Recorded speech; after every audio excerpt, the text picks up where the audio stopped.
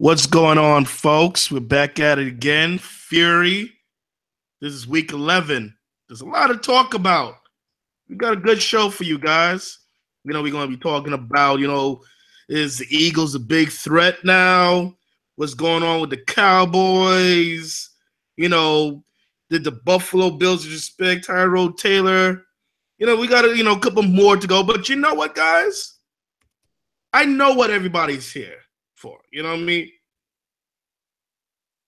I know what I'm here for.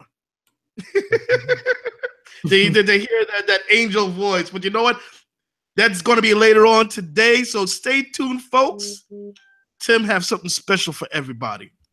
But before that, we got our panels. We have here Tim, Josh, Fog. Maybe Dula will come in later on today.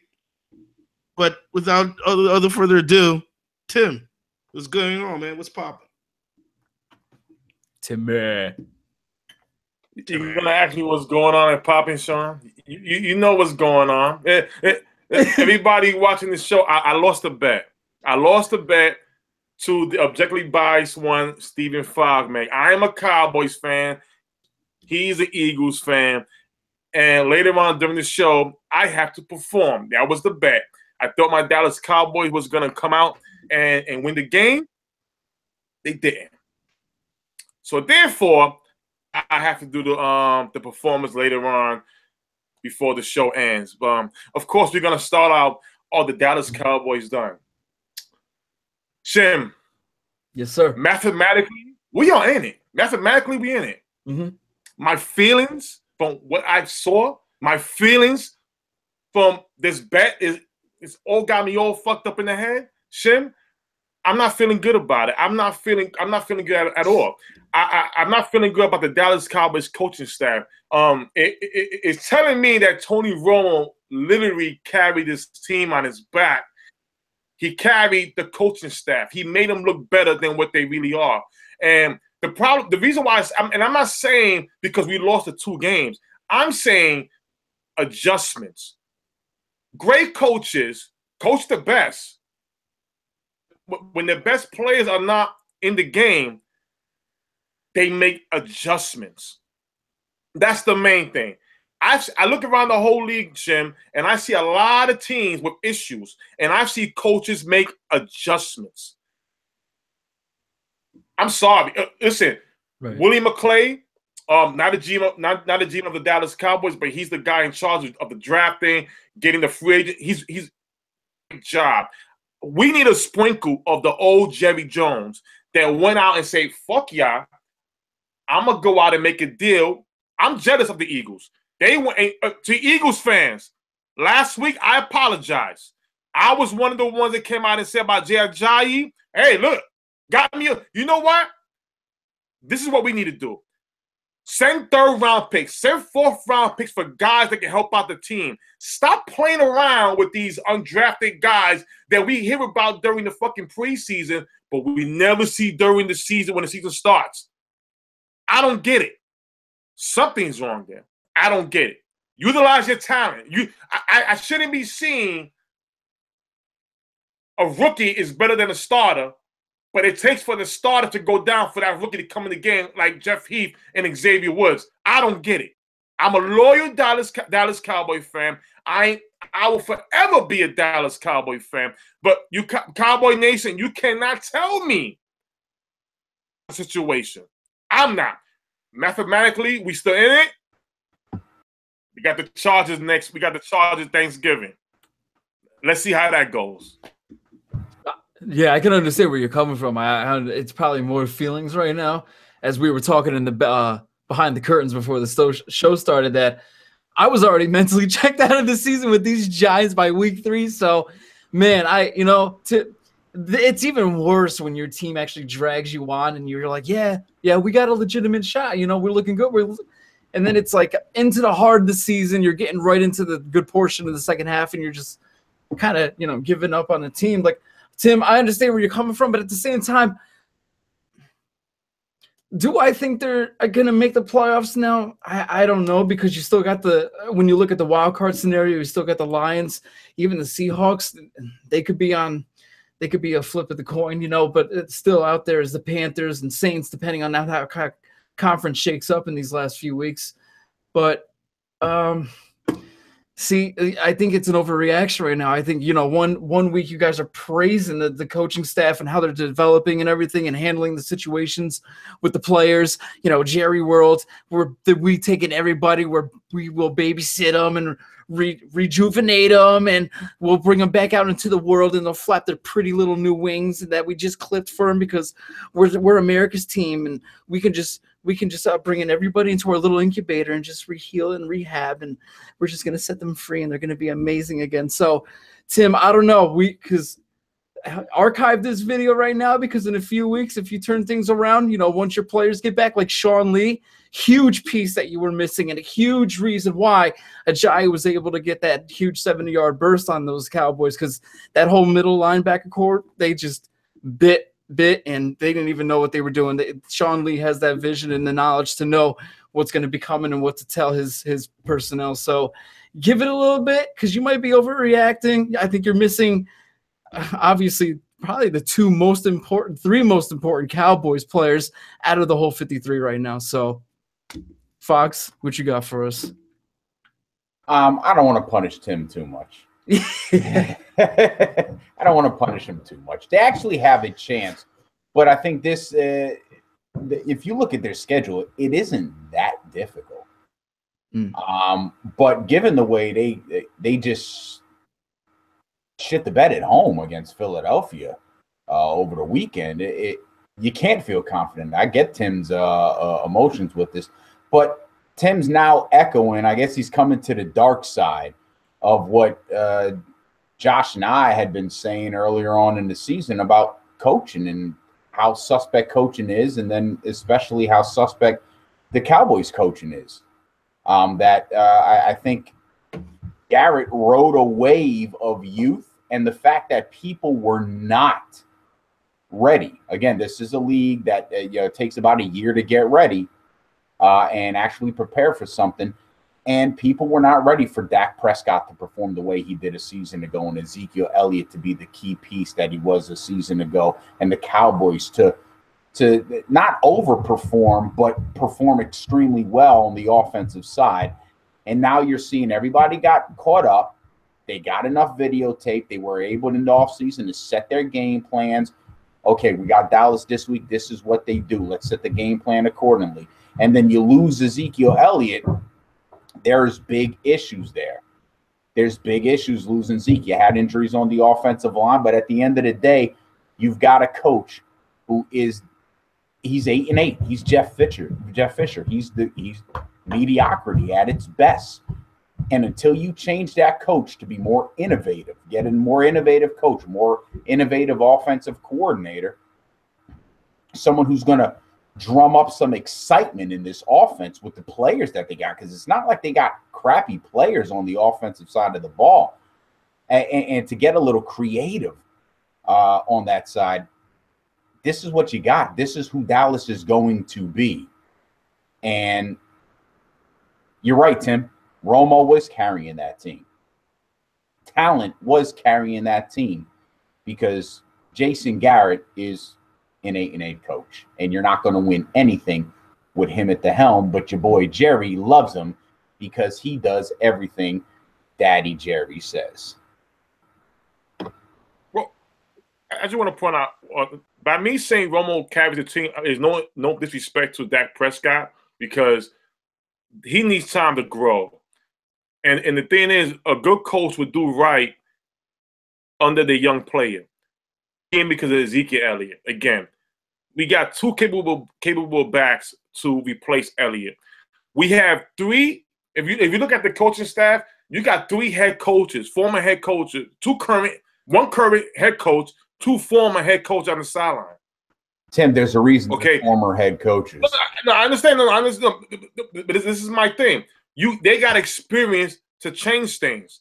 That's what I'm mad at. Not giving them any credit. Now, Marinelli is the only one that I'm like, you know what?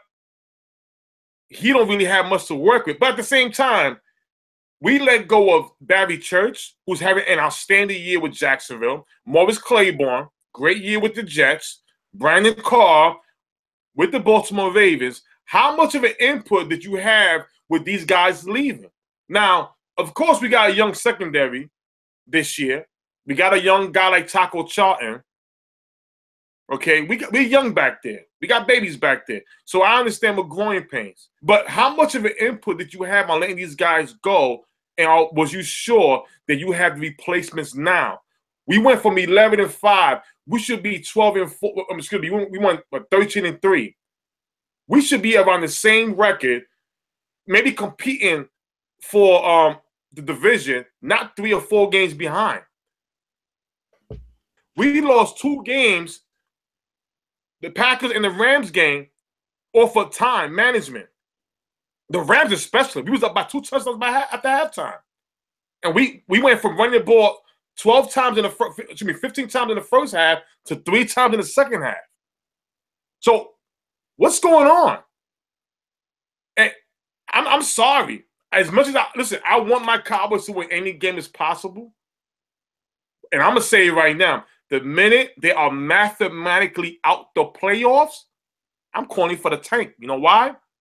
The draft is in Jerry's world. I'm going to be there. Get the best draft pick you can get. Well, I'm keeping it real. Do you think Jerry's going to have any time for that? Let me just cut it real quick. For anybody who want to dial right in, dial right in by 718-313-5155. I think Tommy D wants to dial in. You just text me on the side. So hit us up at any time now, Tommy. Sorry about that, Tim. So let's take bets now. At what time is Hobbs going to call in?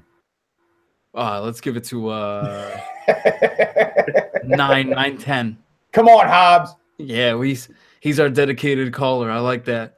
I was gonna say, Tim, with Jerry though, I mean, is he even gonna have time to look over his own coaching staff, management, all that? Jason Garrett. I mean, he's doing his own little kitty battle right now in the NFL. So, hey, his hands are tied up. Maybe he doesn't even have time to look at his own little team right now. He's leaving it in the hands of Steven, right? All right, Tim, finish up real quick. Tommy just dialed in. So finish up what you guys say, Tim.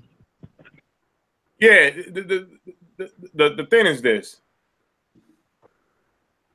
I love Jerry Jones. If you're a Cowboys fan, if you've been to the Dallas Cowboys Stadium, you appreciate the things he has brought for the fans. I respect him fighting for how they did Zeke Elliott bad in the commissioner, especially where if somebody had told him that Zeke will not be suspended, Jerry Jones. And, he didn't need that, especially for the guy who did so much for the NFL. He has put money in these owners' pockets. I mean, things like the red zone, we enjoy. He did that. It's a lot of things Jerry Jones has done for the NFL besides just the Dallas Cowboys. His vision is crazy. And the thing is, I can understand how he felt betrayed. Being told one thing, and then all of a sudden now, it's another thing. He took it personal. Now, I'm pretty sure all of this is going to get resolved soon. It is what it is. Is it a distraction? Of course it is a distraction between the protests or what some reporters said, what Jerry said, between the back and forth with the commissioner. Distraction. But I'm not mad at Jerry because the thing is, you got to fight for yours.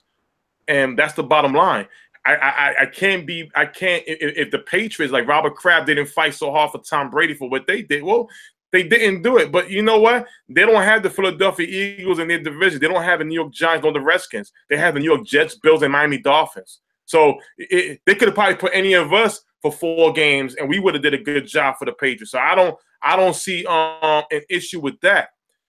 I can understand where Jerry's coming from. As much as everybody want to disrespect the NFC East, besides the Eagles, we all have titles. We play 60-minute football. We could be a 1-in-15 teams. Best believe we are the teams that come out and play 60-minute football. So Jerry knows the competition was going on. He needs everybody as much as possible. Jarvis Landry, I didn't see anything that happened to him. What's going to happen with Jameis Winston now? Wait, Jarvis Landry, this video, everybody want to say, oh, the reason why they gave Zeke 6 games is because of the Ray Rice situation. We don't want to say no 6 game and then a video pops up. Well, it happened to Jarvis Landry. They cleared him. a video then popped up last week. Level of what's domestic violence. The video showed what it showed. I didn't hear anything about the NFL speaking about it. It's brushed under the table. So I can understand, no disrespect to their business, but I can understand where Jerry's coming from. This was more personal against them than anything else. Well. Tom, you still there, buddy? What's your question? What you got to say? Yeah, I'm still here. What's up, guys? So, Tim, before I get into anything, what song are you going to be singing tonight? I think it's a secret. It's going to be special. I will be singing Holding Out for a Hero, picked by FOGMEG. Well, no, my question, guys, is I know that you saw that the Raiders finally got rid of, Norton. Do you think it's too little too late? Should he have been gone maybe earlier on in the season? In my opinion, I say, I'll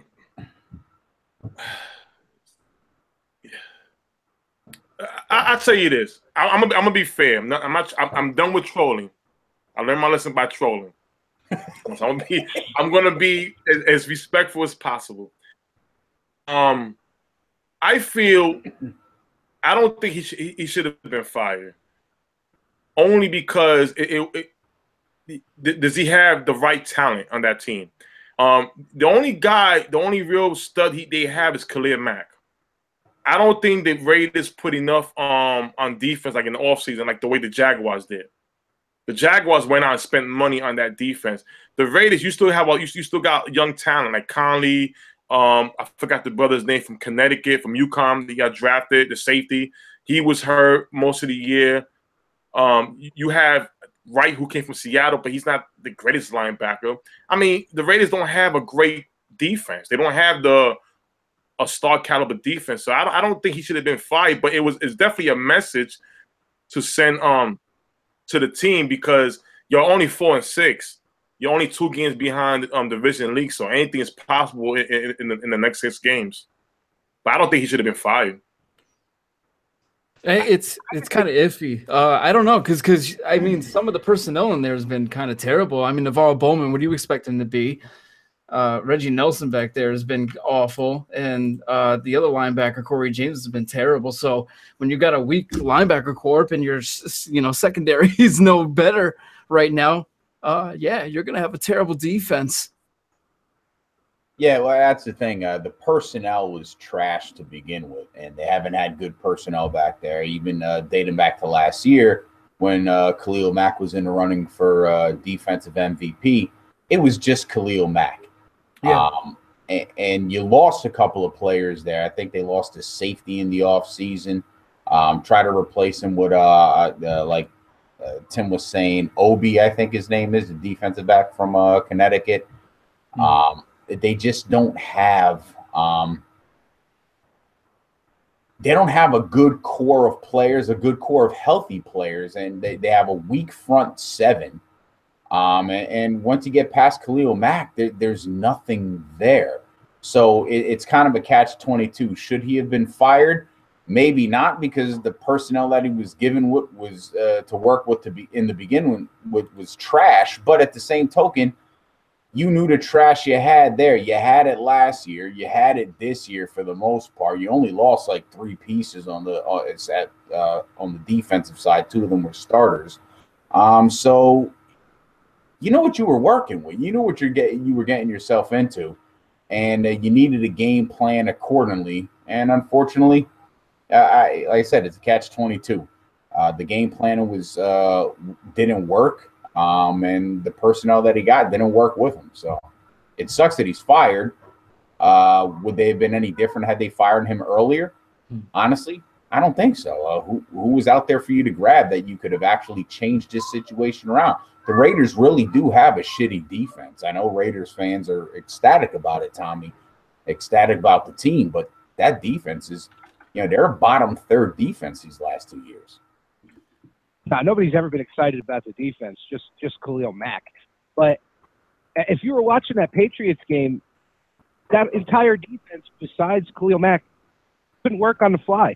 Mm-hmm. You know, with Brady running no huddle, changing the plays at the line, they couldn't make any of the adjustments. Isn't that kind of on the coach's back for pregame to teach them how to make the adjustments as to where to go? That is on the coach. I agree with you 100%. It's on the coach to make those calls and make those reads. But they all that team also, they're watching game film. They know what's coming up and what's not coming up. So these guys are supposed to have the IQ and the intelligence enough to be able to call out plays as well and see what's going on.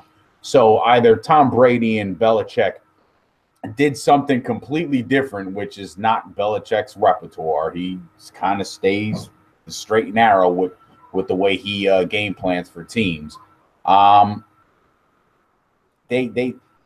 The players and the coaches at the end of the day screwed this one up. But again, you're playing the Patriots too. I mean, they own everybody from an offensive aspect. Who stopped them except Tom Coughlin? And in my opinion, don't be surprised if the Raiders trash Del Rio in the offseason. I mean, this is a very winnable AFC West this year. And when you look at the stats, I pointed out before, Jack Del Rio has never won his division as a head coach, ever. So the Raiders, I mean, if they want to keep this attitude up, and especially when they're making the move to Las Vegas, you want to have a nice slate. You want to start clean potentially when you're moving. And they may do that exactly. So we'll have to see. Tommy, I'll give you my prediction. I go for the. I think the Raiders. I'm sorry, Tommy. I'm sorry. No, I'm sorry. You go ahead. Before I go, the people that are trashing the offensive coordinator have absolutely no idea what they're talking about.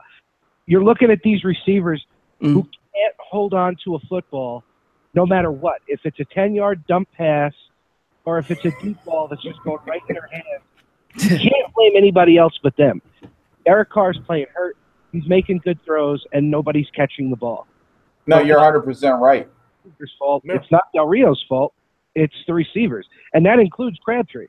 Yes. Oh, absolutely. Crabtree and Cooper are two of the last 3 seasons. They are 2 of the top 10 receivers, who have the most drops. The Raiders receivers in the last 2 seasons have dropped more passes than any other tandem of receivers in the NFL, period. This is why, Tommy, you know what's funny you said that, Tommy? This is my prediction. There's a certain guy in Michigan College named John Harbaugh. You mean the overrated Michigan Wolverines? Well, here's the thing. Here's the thing. I think what I see happening, I see John Harbaugh getting hired by the Raiders. What's his name again? The head coach. And Crabtree knows the offense. He's gonna know that there's gonna be one familiar face he's already had. As far as Amari Cooper, he's not a franchise receiver. He has great potential, but you're right, Tommy. He drops a lot of passes. Yeah, I think 2 years in a row. Tim, Crabtree's dropping. They're both ranked in the top 10. No, you guys are hot potato with the football. Or throws him the football like I don't want it. No, Fog. I'm not saying Crabtree hasn't. I'm not saying he hasn't dropped any passes. What I'm trying to say is Crabtree signed for another couple of years. Cooper's on his way out. He's on his way out. I can see a scenario when if the Raiders decide to trade from him, trade him away, and if Harbaugh gets hired, because he wants to come back to the NFL, and he's going to come back. He's not going to come back to a team to rebuild. He's going to come back to a pretty hot top of a team that is pretty much set in certain areas. The Raiders are a good team. The Raiders are a playoff team, and he could come up there and put up the finishing pieces, in my opinion. Yeah. And the finishing pieces have to be on defense. The one thing Harbaugh concentrates on is defense, and the one thing the Raiders don't have is defense, man. And a right tackle. Harbaugh getting hot. Go to the Raiders. Well, anyway, thanks, Tommy, for dialing in. Take a short. We're gonna move on to the next topic, but finish your thought, Tim. Tommy, you don't gotta watch tonight's show, Tommy. You don't gotta watch the rest of it. Oh hell yes, he does. Yes, he does. Stay tuned, Tommy. Stay tuned. Carry on. I think we're talking about What is Well, it? honestly, I just wanted to finish up with the Raider talk real quick before hopping into the next topic. I think also with this new management in Oakland, whatever, Las Vegas you want to call it, I think they are just trying to show potentially, I think they were used as a scapegoat right now to show that the fan base, they're serious about trying to keep this fresh and serious and top notch. And, that's going to keep them along. The fans like, oh, okay, it's a new regime. No more Al Davis. I like, we're going in the right direction, especially with the new move, new stadium. We'll see how it plays out, though. But I honestly think Jack Del Rio might be out. No, that's a great point, Jim. Let's keep it with this. I mean, this was supposed to be the end of the show, but let's segue with it. Are the Raiders done? True, yeah. Are the Raiders done? Tommy D led us right into this. Go ahead, FOGMEG, lead off. Listen, I'm going to say yes, they are. Their defense and a lack of defense that's there, they can't stop anybody. And if you're in third place in your own division and you've got the Chargers, Phillip Rivers is throwing to fucking, grocery clerks at this point. and the Kansas City Chiefs, Andy Reid and Alex Smith are doing what Andy Reid and Alex Smith do, is completely fall apart. I don't even understand what happened with them. But if the Raiders can't capitalize off of this, and I don't believe they will because of that defense and because of the inconsistency on the offensive side of the ball, like Tommy, who called in, emphasized, the dropped passes and everything add into that inconsistency and the lack of a running game that they've had as well. I just don't see them making the playoffs. I could see Tennessee and Jacksonville making the playoffs, winning the division, and hitting the wild card before the Raiders make the playoffs. Yeah, I totally agree with Fox. I mean, you look at what they've done in the past few weeks. They got stomped out by the Bills, who have been through their own changes, and we're going to be getting into that soon too. Barely squeaked one out against the Dolphins, which should have been a very, very winnable game by quite a bit of a margin, and they barely put up any sort of a fight against the Patriots. Now looking at the rest of the schedule, Broncos, Giants, both winnable games, but with the way they've been playing and the way they've been showing on the defensive end, who's to say that either Paxton Lynch or even Trevor Siemian, whoever they bring in for that game, can't win it? And then the defense actually looked kind of nice for the Giants against the Chiefs. I mean, are they actually going to start playing for McAdoo now, for maybe for themselves in the second half of the season? What kind of speech did he give them in the locker room? But anyways, then you go to the Chiefs. I don't think they're going to win that game as the Chiefs start to get into a little bit of the playoff mode. They're going to visit your boys, Tim. That's a very winnable game for your boys. I mean, Dak can find the open slot, especially with Beasley. He's going to eat in the middle. The only thing you have to avoid is Mac there. But then they face the Eagles and the Chargers. Those are two tough games, despite the Chargers' record. They're probably one of the outside of the Chiefs, obviously one of the better teams in the West. They're probably better than the Broncos and Raiders right now. So, they're definitely out of the playoff picture, in my opinion, as well. Well, I'm going to jump into Tim's got to touch up real quick on it. My thing is this: the last 4 games of the season is going to be the last 4 games. The Chiefs, my Dallas Cowboys, the Eagles, and the Chargers. And the Chargers, depending on what the Raiders do, and what the Chargers do, that game could be for the spot. But I agree with Fog though. Jacksonville Jaguars, they got an easier schedule. They're gonna get in, and Tennessee is a better team right now. I mean, anything can happen, but those last 4 games is crucial. So you got to try to win out. Well, I mean, Fog, I think you should lead the next topic because I mean it is about the Eagles. Eagles are what, 9-1? Are they the biggest threat? What do you think, Fog? If you're there. Yeah, I might have had to step away real quick. Oh, you had to step away. All right. Well, yeah. I guess take it away, Tim, Josh. Tim, you're muted. Tim, you're on mute. Tim. You're muted. Tim, you're muted. Unmute yourself. Oh, excuse me. The team that I mentioned 2 weeks ago, the New Orleans Saints. The New Orleans Saints is the biggest threat to the Philadelphia Eagles. Why? First of all, we're talking about Drew Brees, veteran quarterback. Number two, the Saints are winning by running the football, something that Drew Brees has never had.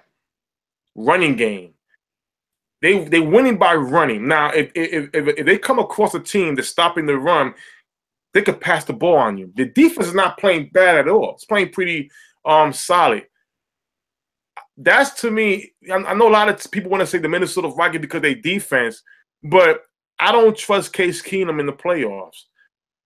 I trust Drew Brees. The only way, in my opinion, the Philadelphia Eagles will be a force is if they get home field throughout the playoffs. Playing at Philadelphia is one of the hardest things to do. If the New Orleans Saints go to Philadelphia, it's a problem.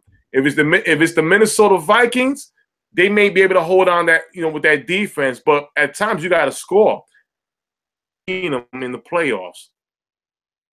That's my opinion. So I'm picking the Saints right now if they get home as well throughout the playoffs. So far, we're talking about the Eagles right now. The Eagles are they the biggest threat with the 9-1? I think we should give this one to first.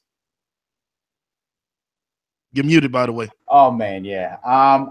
Who's the biggest threat to Philadelphia? I'm going to say the Carolina Panthers. I don't buy the Saints. A lot of what the Saints have done on the defensive side of the ball has been predicated on turnovers.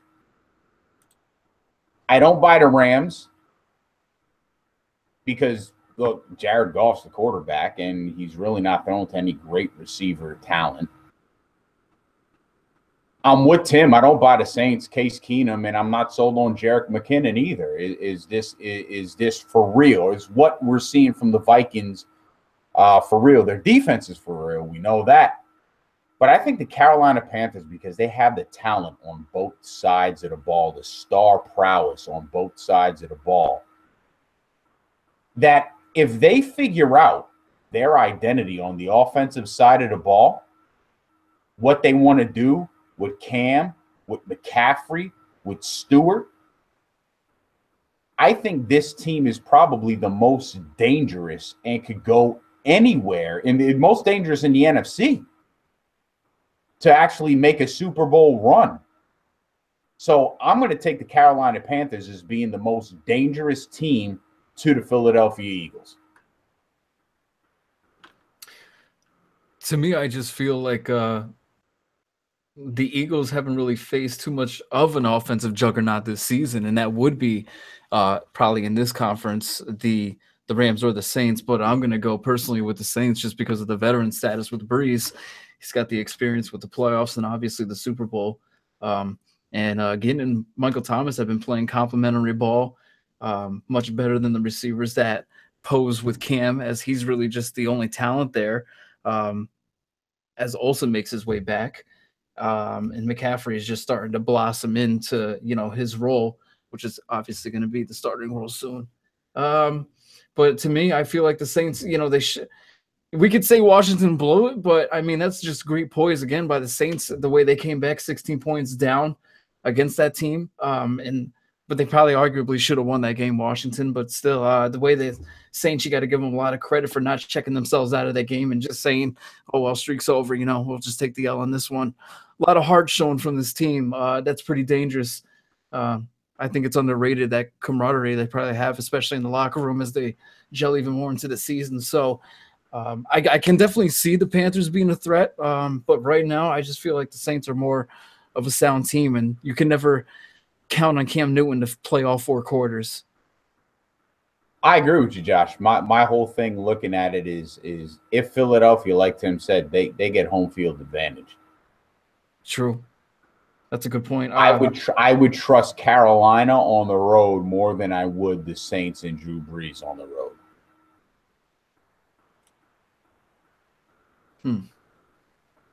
Especially in that type of weather and that type of environment. We've seen Brees perform outside. It's not like Brees can't perform outside. The guy was putting up retarded stats in San Diego. So we've seen him perform perform on the road outside of a dome. He's not one of the 5, 6 greatest quarterbacks in NFL history for no reason.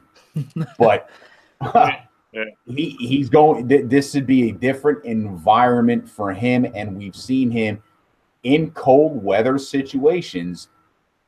He and the teams he's quarterbacked have come up short.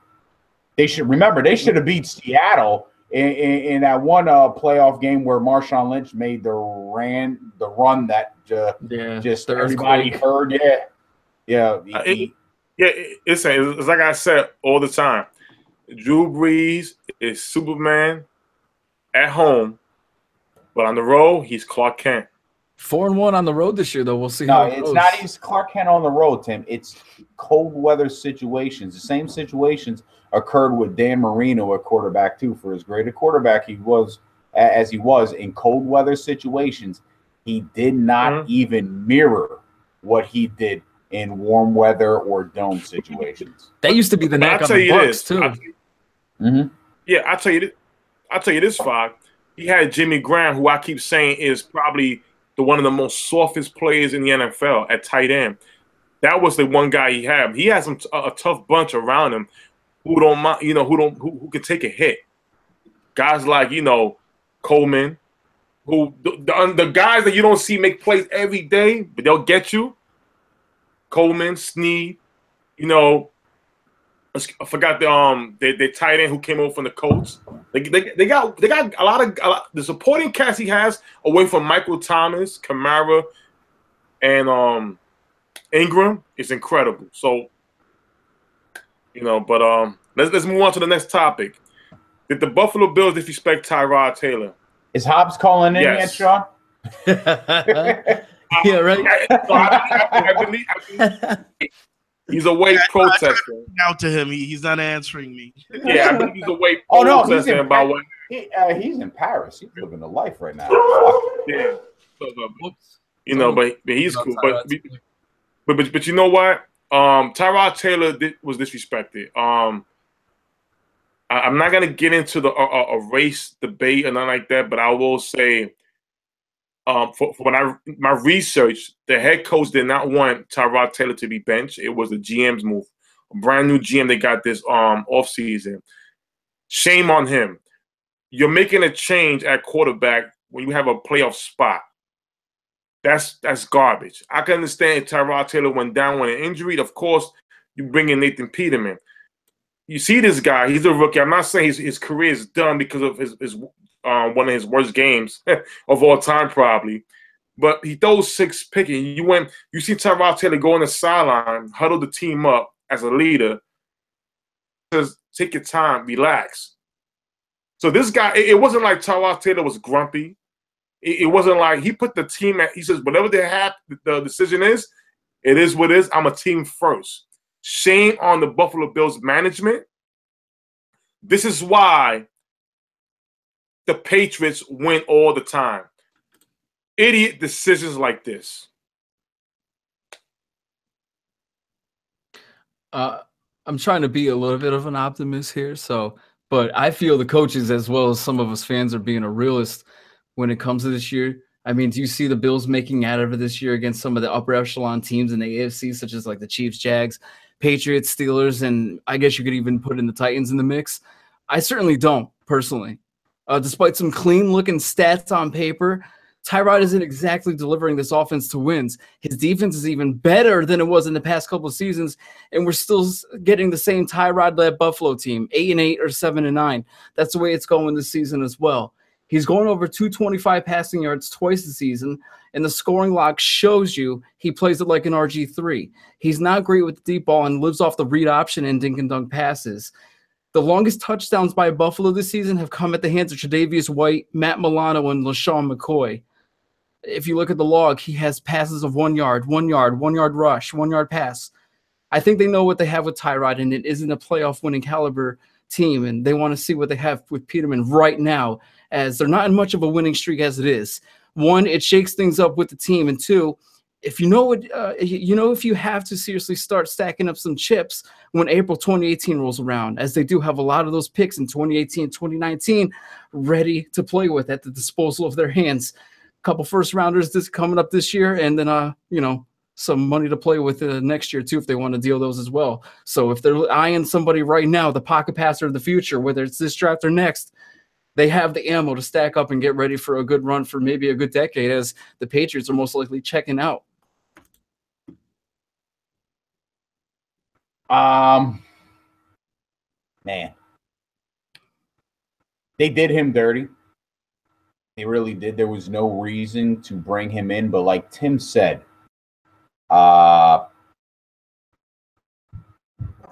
there's a new GM, and at the beginning of the season, he was clear that he didn't want Tyrod Taylor. And this just carried over. So those last two games, those last two poor performances, I think the writing's on the wall. We all know, like Josh said, the Bills aren't making the goddamn playoffs. And even if they did, they're not getting past anybody. So it's kind of like, hey, let's just see what this young guy could do. And unfortunately, he was set up for failure because the way they traded away all the key pieces on that team, the only reason this team is where it is right now is because of Tyrod Taylor and that defense. Tyrod Taylor's not having a bad season. He's just got a bad team that he's working with. And a lot of his check down passes, I leverage yards per attempt as a huge metric when it comes to grading quarterbacks. And he's checking down a lot, but a lot of the reasons why he's checking down is because he doesn't have any quality receiver that he could get to. Jordan Matthews has been playing hurt for the majority of the season. They lose Charles Clay. So, you know, he hasn't had much to work with. And that offensive line has been god-awful. We talked about this last week when Hobbs called in. Their offensive line is ranked 31st in run and 28th in passing. What could you possibly expect throwing Nathan Peterman, a rookie, into this fire? I mean, he literally, he was wearing pork chop drawers in a lion's den. This guy was finished. He was set to fail immediately. And Josh, you said it. This is the organization. Tim, you said it. It's the organization. These guys are failing at the top and failing miserably. Yeah, just add on real quick. I mean, I applaud the GM for making moves now, Shim and Fog. You made trades for Kelvin Benjamin, who Tyrod only had for one game. Jordan Matthews, he was traded there, but how many games did he play? I mean, he had a messed up jaw. Deontay Thompson came from the Bears. Charles Clay's been out. Shady is the only weapon they have. So I you know, my gripe. Here's the thing: if they would have put in Nathan Peterman, probably during the Jet game, going into the bye week, more time to prep, a little bit. You put him in on on a road game against the Chargers, not a home game, a road game. So. And you got a head coach, and I just my research. Rumors are the head coach didn't want that to happen. You got a GM who's saying, "No, this is my team." Well, now this is where it gets crazy. You got to be on the same page. A GM does the GM work and get the players for the coach. Because to tell the GM, "Hey, I know what I'm watching. If you're better than me, you come down here and get a whistle, get off on eating the Twinkies at the press box." Come down here, get a whistle, coach these guys. That's the problem. The communication is not good, and this was you embarrassed Nathan Peterman. Not only that, you might have shook up his confidence the next time you give him that football. So let's see what happens going on. Right as of right now, I believe the head coach says that we don't know who's going to be the starter going into the next game. Shim. Thursday, when we do our pick 'em, I think this game will see eye to eye. Yeah, and I can understand like both sides of it, because I understand where Cooper, our very own 2-minute warning partner, was talking about too, where he said, well, if you're in the playoff and you got to stay with what you have, you got to take your shot. You know, Peterman is a 5th rounder, you know, and it's been 20 years since the Bills have been to the playoffs. But maybe a side of me also believes that, you know, do you want it to be a tease? Yeah, you get to the playoffs. Are you just going to do that to market a whole bunch of T-shirts and just let the fans down in the first round of the wild card, or you're going to wait until you can make a serious run and see if you can actually make some, you know, go deep in it. I don't know. You know, part of me is torn on it because he's also saying, well, why doesn't Eli sit? Why aren't we seeing some Davis Webb? I also agree with that. I think we should start seeing some Davis Webb in the second half of games. I'm not sure why we're not. And I also said maybe that's why there's a difference between one organization that just has some fresh changes to it and they're on the transcending it upwards, and one organization needs some serious cleaning. That could be. Just a note on Kelvin Benjamin. No one understands this. Kelvin Benjamin was brought in because in the same way that I said that the Colts took Andrew Luck off the PUP list because they didn't want to lose fans, they didn't want to lose sales. Kelvin Benjamin was an addition to this team because they wanted to make some. They didn't want to make the organization look like they were giving up on the season. That's why they brought Kelvin Benjamin in. No one understands this. Kelvin Benjamin is still under his rookie contract, and if he is cut next season, that's an $8 million save for the organization, for the Bills. So it's a win-win for the Bills, getting him just in case he does perform. But if he doesn't, they don't lose much. No. All right. I mean, Shim, since you was going off with the New York Giants, which is the next topic, McAdoo's win against the Kansas City Chiefs. Is that enough for the Giants to keep him for another season? I really hope not, Tim. I really don't. Every part of me really hopes not, but a part of me also has that really, really sick feeling in my gut where the Giants are trying to play loyalty. It kind of sickens me to a point where it's just like I want to go there to the front office and just slap Mara and Tish both in the face and knock the glasses off his little pointing ass nose. It pisses me off sometimes, man. I can't believe it. And part of me also feels that we're gonna have some pro football focused stat pop up where it's like Eric Flowers hasn't allowed a pressure in about 275 snaps. That's about 98.9 of his account.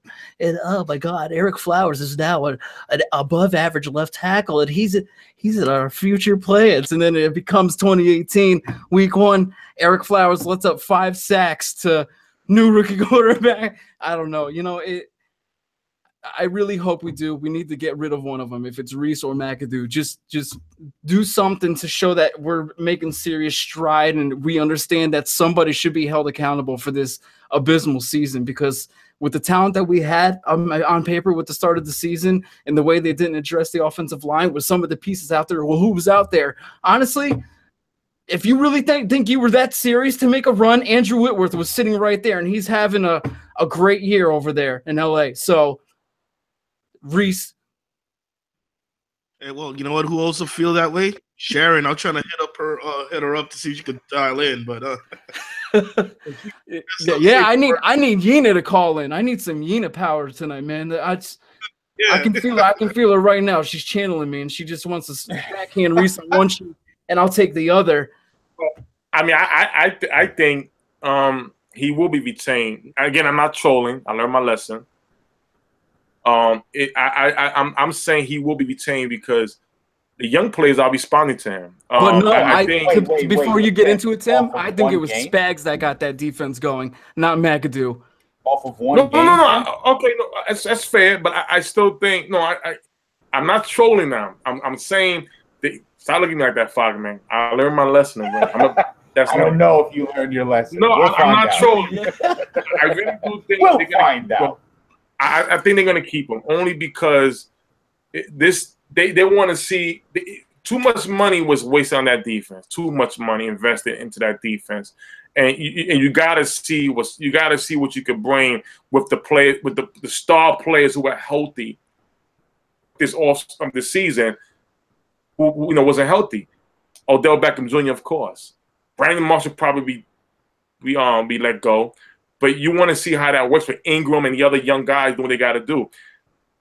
I don't think you went from 11-5 to a bad team with a mix of injuries, a mix of communication issues going on between the coach and the players, et cetera, et cetera, et cetera. But here's the thing. Brandon Collins, who is, to me, the star of that defense, who is the guy to build around, he said it. Now, he's a young guy. He didn't have to say anything. He came out and said, McAdoo is good by me. He needs to stay. No veteran on that team questioned him.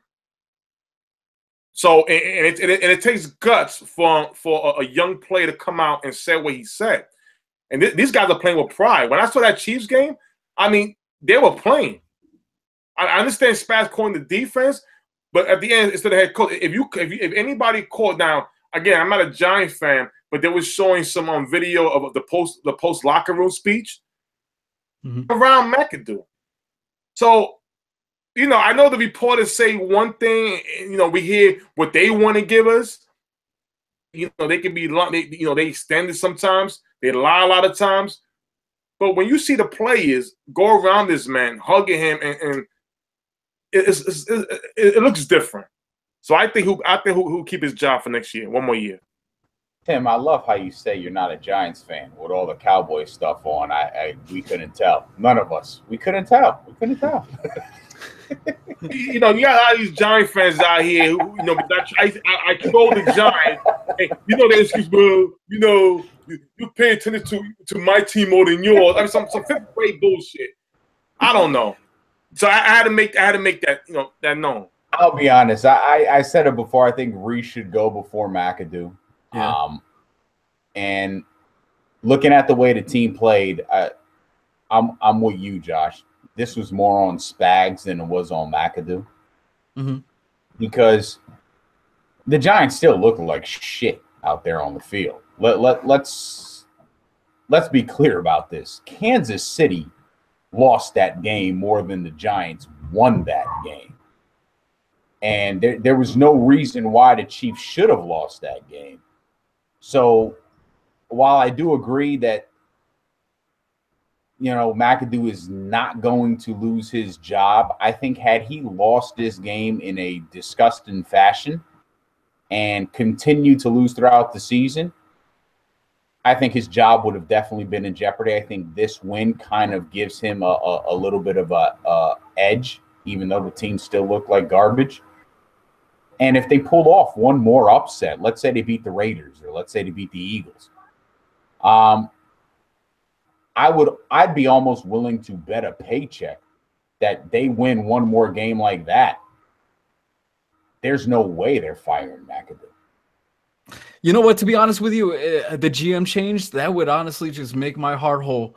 To bring in a John Dorsey from the ex-KC GM, or hey, Louis Riddick. I would love Louis Riddick. I need a new shirt now. Riddick for Riddick. Just Riddick. The whole front office. Riddick for Riddick. I need a new shirt now. Listen, Riddick is not bad at all, man. He's not bad. I would be ecstatic for a Louis Riddick, man. No, he's so not Riddick, with his John player Dorsey. assessments. Yeah, John Dorsey's good too. He did some You sure you want Kansas City Dorsey? for the draft picks. To be honest, I would pick Riddick over Dorsey, but Riddick. either one of them is better than Reese right now. We need some change in the GM office for sure. He has not held up his end. The Odell pick probably saved him for another couple years, little things here and there. Western Richburg, maybe, Justin Pugh, maybe, but it's other than that, his whole gambling bullshit with the projects and everything with the linebackers late in rounds and trying to patch up the defense and stuff, in the past, it just has not worked. It's been abysmal. We've just always been like a 9-7, 10-6 at best kind of team. Something's got to change. Something's got to change. Well, I think we've reached that moment.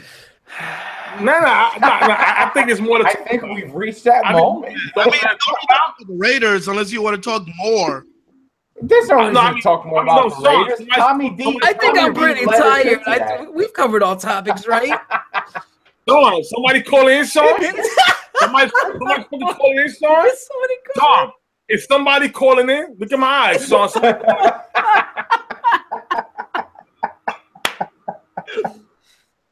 All right. I don't think anyone's calling in to save you, Tim. If anything, they're waiting and watching. Exactly, Tim.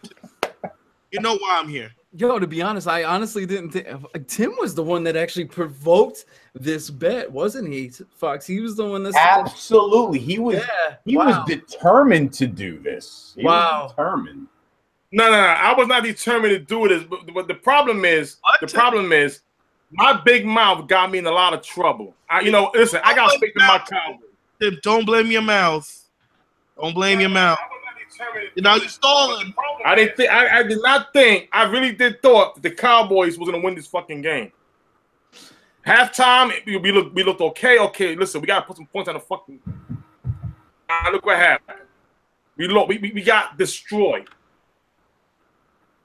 Even FOGMEG said he thought like, damn, I'm gonna lose this bet. No, I didn't. Wait a minute. I said I didn't think Philadelphia was going to beat the crap out of Dallas the way they did. I had no issues with the bet. I believe fully that Philly was going to win the game. All right, listen. I'm getting ready for this. Oh shit! Fuck you, Eagles fans. All of y'all. All right. Can y'all see me?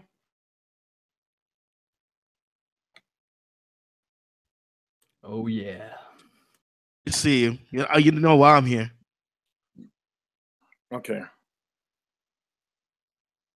Let's get this going. I'm so ready. Let's hear those vocals. Yeah.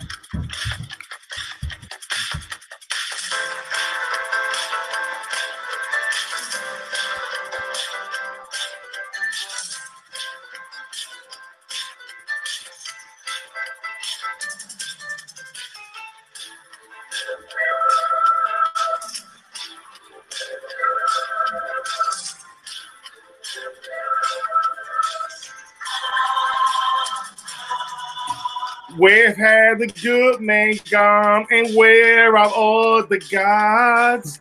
Where's the street-wide Hercules to fight the rising odds? And there a white knight in a pot of fiery steam. Late at night, I toss and turn, and I dream of what I need. I need a hero. I'm holding out for a hero to the end of the night. He's got to be strong, and he's got to be fast, and he's got to be fresh from the fight. I need a hero. I'm holding out for a hero to the morning light. He's got to be short, and he's got to be soon, and he's got to be larger than life. Larger than life.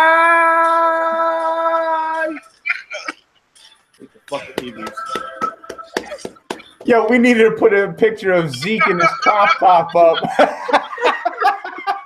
Somewhere after midnight, in my wildest fantasy, somewhere just beyond my reach, there was someone be backing for me. Racing on the thunder and rising with the heat. It's gonna take a Superman to sweep me off my feet. Yeah, I need a hero. I'm holding out for a hero to the end of the night.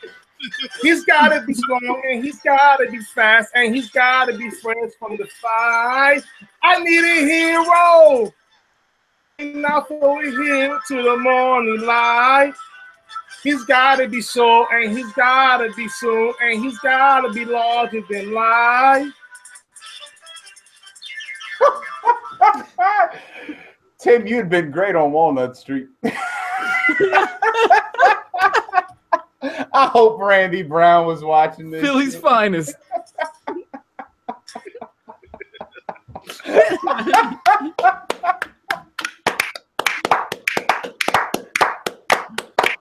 Tim, I applaud you, man. You stayed true. That was good. That was a great performance, man. That was good. You put it all into it. That is a typical Dallas Cowboy That was brilliant. Up where the mountains Oh, meet God. the heavens above, out where the lightning splits the sea. I can swear there's someone watching me.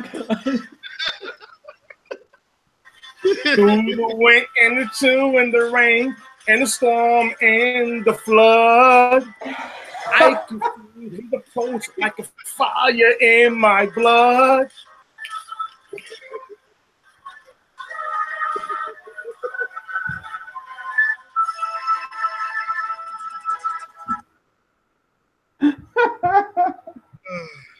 Yo.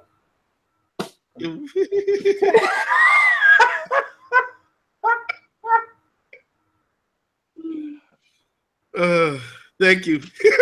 Yo, Tommy D said you couldn't hold a note if it was in your back pocket. Tommy D.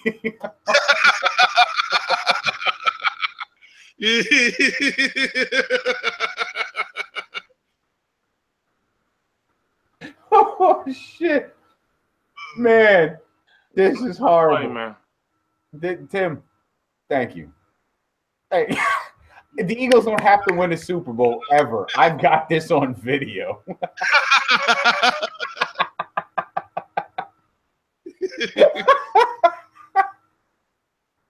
What? Oh my God!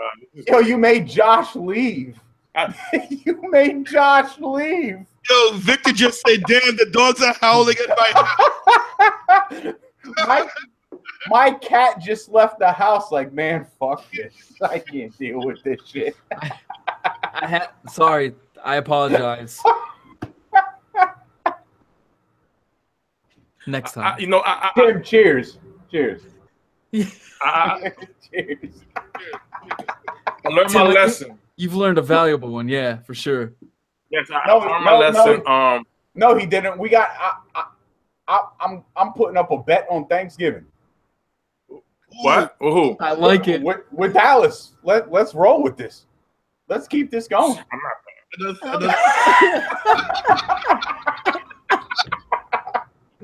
not betting. I'm sorry. Listen.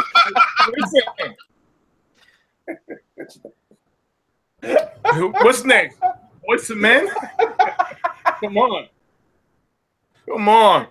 Nah, can't do that. Maybe a little Mickey Avalon. Yeah, I mean, oh listen. Shit! I learned my lesson. I have to accept defeat sometimes. If I see it's not a good thing, listen, just don't bet. I apologize. I was too hyped into the situation, and I apologize. The Eagles were the better team. You know what? Maybe last game of the season, if it's for something, maybe. This is maybe. If the Cowboys can make the playoffs by beating the Eagles, they win it in. Maybe, I don't know. If we've got home field advantage wrapped up, I'll make that bet with you, but it's going to have to be based on the spread. Hey, how about a Redskins? Hey guys, how about a Redskins versus Giants bet? We don't really have a Washington fan in the Fury circle, really. No? Yeah, Olga Price. Yeah. I don't know if he'll do anything on cam or anything though. So we'll have to see. Plus, those Washington fans, I don't know if they're feeling too confident after that 16-point blow. You know. Wait, so Shim, are you saying that you would bet with Olga? With the Giants? Really? You Yeah. really think I want to make a bet with the Giants? Yeah, I wouldn't bet anything with the Giants. Terrible. The Giants fucked me this week in a couple of parlays. Yeah, do you see Sterling Shepard's already like, oh, I got a migraine, just so to stay home? Hey, Olga said yes. Oh, I'm sorry. Olga, I apologize. I'm not being a man on Turkey Day because the Giants are terrible. All the players are going to come up with some injury to where they can't travel with the team. Fucking out, Josh. And they got to stay home. Yeah, they got to stay home and have turkey dinner with their families because we're terrible. There's no reason to play this year. Josh, Absolutely. Josh. Oh, I'm flaking. Yeah, absolutely. I'm never betting on this Giants team this year. Hell yeah, I'm flaking. I am the original layers flaky Pillsbury biscuit, baby. Just butter me up. Pour some sausage gravy on my ass. I'm flaky. And August came ready, man. Oh, you know what? I have to give more respect to Tim now. You lost points today, Josh. You lost points today. I apologize. Tim, you getting mad cool points. Josh is smart. That's Thank you. He understands the gravity of the situation. Tim still thinks Dak Prescott is the MVP. Yeah, in Josh's situation, the Giants are down. They trying to tank. So the Cowboys, it was something where, okay, you lost a game in a bad way. I thought a rebound was going to happen. I thought, okay, we're going to beat the Eagles at home. If we was on the road, I wouldn't make this bet. I wouldn't have done it because we was home. I felt we got a shot. When the kicker was out for the game, I was like, you know what? It's a sign. They may need a kicker. They may kick a field goal with their fullback or something like that. We win the game. Tim, it was a sign. They didn't need a kicker to kick your asses. They didn't. It got worse because they went for 2-point conversion. But I cautioned the ref a little bit. They didn't call a lot of these plays like for that touchdown, the 2-point conversion. The offense was already blocking that down the. I'm just Five. I'm not betting. I'm not trolling. I'm just calling what I saw. But they didn't call a lot of plays during the whole game. I'm just keeping it real. Eagles were the better team, regardless. So I lost the bet. I paid up my deeds. I'm not betting. Tommy D said FOGMEG and Tim bet. Dallas lose on Thanksgiving. You got to sing in the bra. I'll bet Tommy this. Oh, he said, I'll bet Tommy this. I would bet that if Tommy, if the Raiders don't make the playoffs, he has to wear panties and a bra on his MMA show. Oh man. This is some Dan Le Batard and Mike and Mike shit right here, right now. I mean, hey, listen, we want to go there. I mean, we could bring it over to MMA. Woo! Okay. Listen, anybody who's a big MMA fan, Pride Rules, 2MW Pride Rules. This is where you see Tommy D and Omar S. So, Christopher as well, Gucci. So, hey, Tommy want to do that, we can do that. As far as my Cowboys, I'm sorry. We done. We're not done, but it's not looking good. I'm not feeling confident. These bets are going to start escalating. We're going to start shaving people. Oh, yeah. I mean, listen. We're going to start getting tattoos on our necks just because we lost the bet. No, on your left butt cheek. Listen. Me and Sean probably could do a bet when Cowboys play Seattle. You gotta get the cat tattoo on your stomach where your belly button is the cat's butthole. Sean, how about this, Sean? If the Cowboys, if the Seattle Seahawks lose to the Cowboys when we play you guys, nipple earring with no shirt on. I'm not wearing a nipple earring. What the hell are you talking about? There you go. See, earring. What? Nipple earring. Yeah, nipple ring. I was just 60 real quick. I'm just mad. I'm just mad. Wait, make him do the shows with pasties over his nipples. The tassels. I'm just mad to sing his song.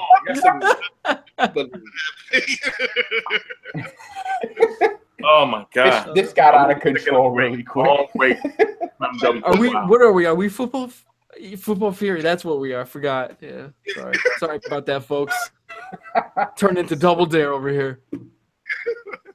Late night show. Well, I mean, it was a great show. Thank you, Tommy, for dialing in. I know Hobbs wanted to dial in, but he's all the way over at Paris.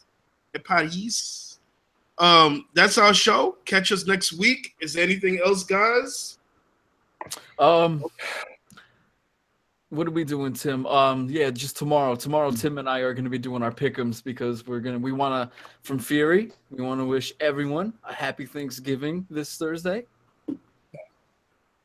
Gobble, And gobble. also, if you want to scare the burglars, you want to scare pets and cats and dogs, just play my song. I just sung right now, and we'll do everything for you. It's free on the house. ADT is gonna pick up Tim's song as their security package. All you gotta do is play the last 5 minutes of this show. You are burglar free. No, I don't want to hear that shit no more.